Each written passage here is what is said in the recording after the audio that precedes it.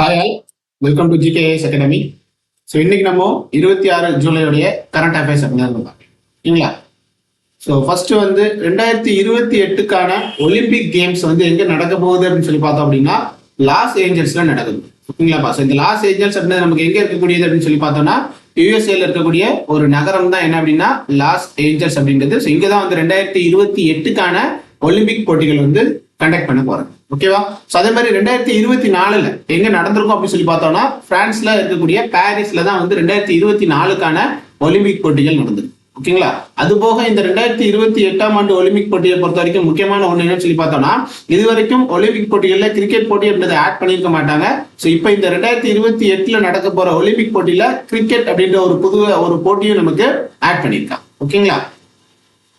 So அடுத்ததா பார்த்தோம் அப்படின்னா முதல் செயற்கை நுண்ணறிவு வலைதள உலாவி. ஓகேவா. ஸோ ஏஐ ஃபர்ஸ்ட் வெப் ப்ரௌசருடைய நேம் என்னன்னு சொல்லி பார்த்தோம் அப்படின்னா காமெட் அப்படின்றது. சரிங்களாப்பா. அதனுடைய நேம் என்ன அப்படின்னா காமெட். ஸோ இந்த காமெட் அப்படின்ற ஏஐ ஃபர்ஸ்ட் வெப் ப்ரௌசரை வெளியிட்டிருக்கக்கூடிய நிறுவனம் என்ன நிறுவனம் அப்படின்னா பெர்ப்ளெக்சிட்டி அப்படின்றது. சரிங்களா. பெர்ப்ளெக்சிட்டி அப்படின்ற நிறுவனம் தான் ஏஐ ஃபர்ஸ்ட் வெப் ப்ரௌசரான காமெட் அப்படின்ற ஒரு வெப் ப்ரௌசரை வந்து ரிலீஸ் பண்ணியிருக்காங்க. ஓகேங்களா. சோ அடுத்ததா பார்த்தோம் அப்படின்னா உலகினுடைய நிலக்கரி இருப்பு எண்ணிக்கையில் இந்தியாவுடைய இடம் எத்தனாவது இடத்துல இந்தியா இருக்கிறாங்க அப்படின்னு சொல்லி பார்த்தோம் அப்படின்னா 5வது இடத்துல இருக்காங்க. ஓகேவா. அதே மாதிரி இந்த நிலக்கரி மூலமா தான் வந்து இந்தியாவுடைய எரிசக்தி தேவையில 55% எரிசக்தி தேவை இந்த நிலக்கரி மூலமா தான் வந்து பூர்த்தி செய்யப்படுது. ஓகேங்களா. சோ பட் வந்து இருப்பு எண்ணிக்கையில தான் வந்து இந்தியா வந்து 5வது இடத்துல இருந்தாலும் உற்பத்தியில பார்த்தோம் அப்படின்னா இந்தியா வந்து 2வது இடத்துல இருக்கு. சரிங்களா. உற்பத்தியில பார்த்தோம் அப்படின்னா முதல் இடத்துல இருக்கக்கூடியது யார் அப்படின்னா சீனா வந்து ஃபர்ஸ்ட் பிளேஸ்ல இருக்காங்க உற்பத்தியில. அதே மாதிரி உற்பத்தியை பொறுத்த வரைக்கும் இந்தியா அப்படின்னு எடுத்துக்கிட்டோம் அப்படின்னா இந்தியா எத்தனாவது இடத்துல இருக்காங்க அப்படின்னா உற்பத்தியில 2வது இடம், இருப்பு எண்ணிக்கை அப்படின்னு சொல்லி பார்த்தோம் அப்படின்னா 5வது இடத்துல இருக்காங்க. ஓகேங்களா. சோ நெக்ஸ்ட் ஒன் என்ன அப்படின்னா சிறந்த மாய வித்தைக்காரர் 2025 அப்படின்ற விருதை வென்ற முதல் இந்தியரா யாரு வந்து இருக்காங்க அப்படின்னா சுஹானி ஷா அப்படின்றவங்க. சரிங்களாப்பா. சோ இந்த சுஹானி ஷா அப்படின்றவங்க எந்த மாநிலத்தை சேர்ந்தவங்க அப்படின்னு சொல்லி பார்த்தோம் அப்படின்னா ராஜஸ்தான் மாநிலத்தை சேர்ந்தவங்க தான் இந்த மாய வித்தைக்காரரான சுஹானி ஷா அப்படின்றவங்க.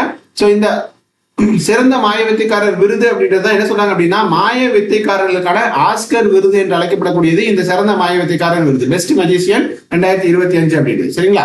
இந்த விருது அப்படின்றது எத்தனை ஆண்டுகளுக்கு ஒரு முறை கொடுக்கப்படுதுன்னு சொல்லி பார்த்தோம் அப்படின்னா 3 years once வந்து இந்த விருதுகள் வந்து கொடுக்குறாங்க. சரிங்களா. 3 ஆண்டுகளுக்கு ஒரு முறை இந்த சிறந்த மாய வித்தைக்காரர் 2025 அப்படின்றதுக்கான விருது வந்து நம்ம கொடுக்குறாங்க. ஓகேங்களா.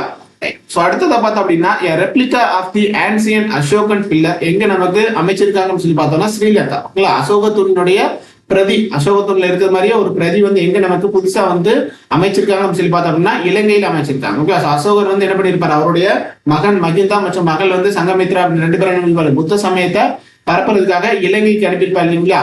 சோ அதனுடைய நினைவாக தான் அனுப்பியிருப்பாங்க அப்படின்னா அசோகருடைய தூணினுடைய பிரதி அப்படின்றது எங்க தொடங்கியிருக்காங்க இலங்கையில அமைச்சிருக்காங்க. ஓகேங்களா. So thank you all.